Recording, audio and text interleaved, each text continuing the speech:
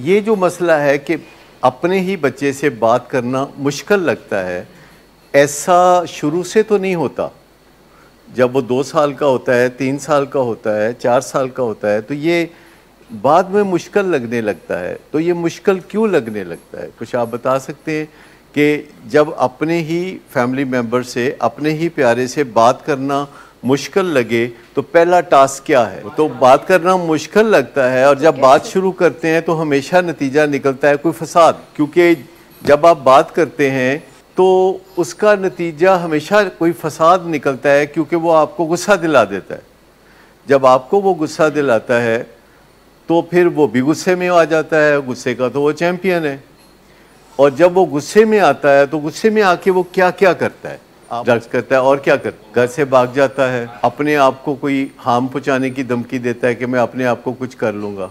तो ऐसे में मुझे ये बताइए कि फिर आप बेबस हो जाते हैं ना, तो फिर आप बात ही नहीं करते, क्योंकि उसके पास कुछ टूल हैं जैसे रनअवे, और वो आपके दिल में रनअवे का खौफ बिठा देता है कि अगर मुझसे बात करेंगे तो इनके दिल में खौफ होना चाहिए कि मैं रनअवे कर दूंगा, या अपने आप को कोई मैं रिस्क स्लैशिंग करूंगा, या अपने आप को कोई नुकसान देने की धमकी करूंगा। तो इसको हम वीटो थ्रेट्स कहते हैं। वीटो थ्रेट्स वो बंदा हमें देता है जो हमारे ऊपर इन्हिसार करता है, हमारे ऊपर डिपेंड करता है, पर हम उससे प्यार करते हैं।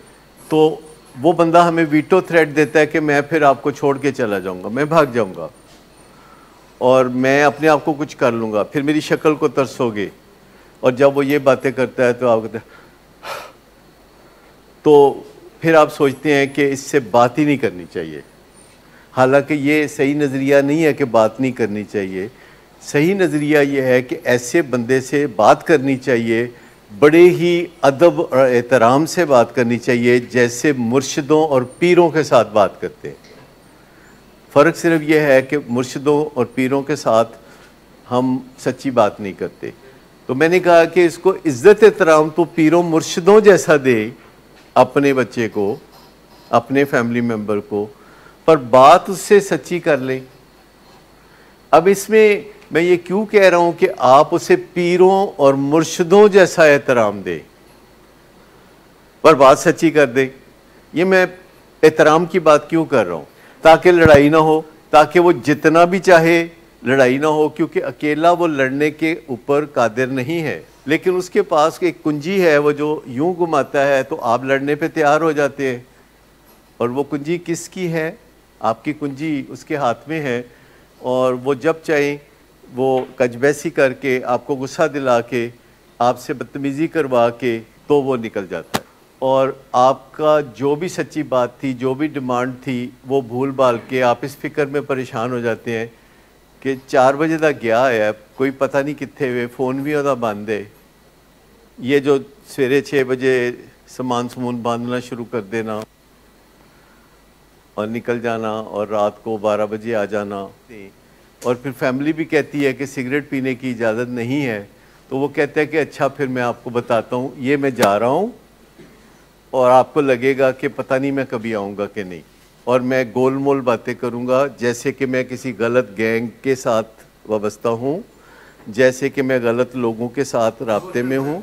इमोशनल, और इसको क्या कहते हैं, इमोशनल ब्लैकमेल। अच्छा, ये सब नौबत क्यों पहुँचती है कि जब आप इसे इज़्ज़त नहीं देते, वो जो मैं कहता हूँ मुर्शिदों वाली इज़्ज़त। क्योंकि जब आप इससे बात करते हैं तो कहीं ना कहीं आपकी पुरानी इल्लत है कि इसके साथ बात करते हुए थोड़ी सी इसको सुनानी ज़रूर है, बॉडी लैंग्वेज से, लफ्ज़ों से कुछ ना कुछ इसका बिस्ती प्रोग्राम करना है। और वो जो बिस्ती प्रोग्राम है उसमें इसका भी हाथ है। अगर आप नहीं करेंगे तो ये कराएगा, फिर ये कुंजी घुमाएगा कि करो मेरी बेइज्जती, करो मेरी बेइज्जती, ताकि मैं वो करूं जो कि मैं करना चाहता हूँ। क्या ये नामुमकिन है कि आप अपने प्यारे के साथ लड़ाई झगड़ा ना करें, नो कहते रहें, नो कहते रहें, नो कहते रहें, लेकिन लड़ाई झगड़ा ना करें, उसकी बेइज्जती ना करें? इससे हासिल कुछ होने वाला नहीं।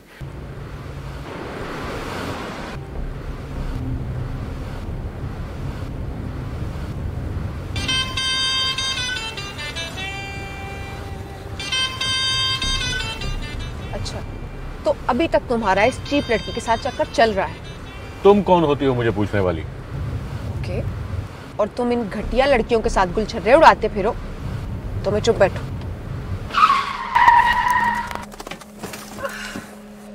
Get out.